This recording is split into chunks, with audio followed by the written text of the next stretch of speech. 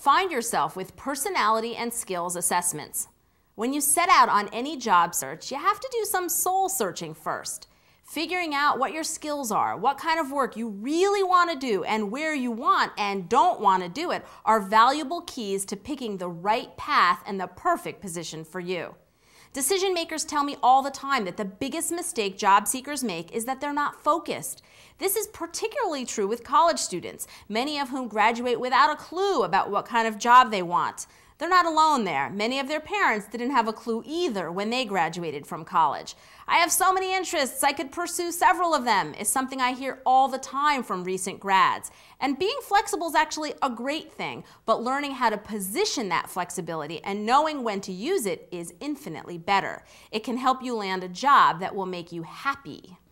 We all act as amateur therapists for our friends. Now it's time to turn the mirror on yourself to paint a portrait of your career interests and qualifications. The best way to determine your interests is to spell out your wishes on paper. The very process of writing down your dreams and goals will help you figure out what you really want and then help you achieve it. First, what exactly is your dream job at the moment? And it's okay to have a few possibilities.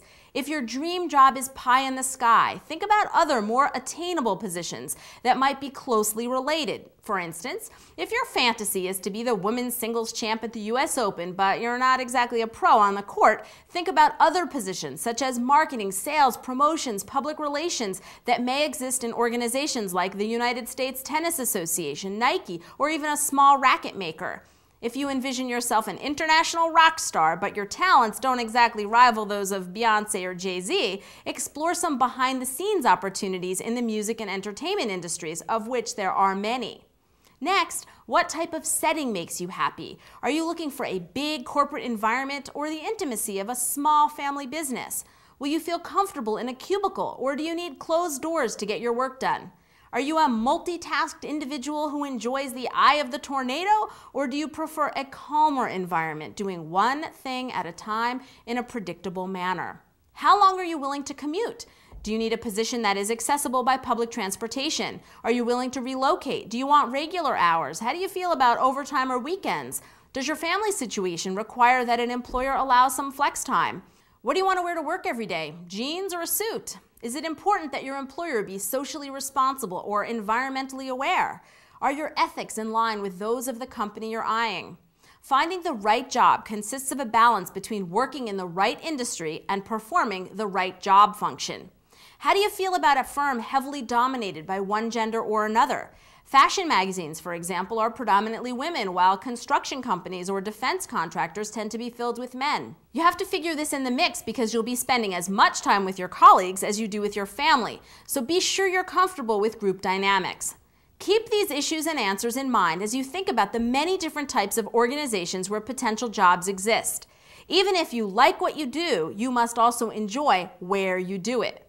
If you're still unsure of the right path, sit down with a highlighter in the Sunday Help Wanted section of your local paper and mark all of the jobs, companies, and position descriptions that hold any interest for you, even if you don't think you're qualified.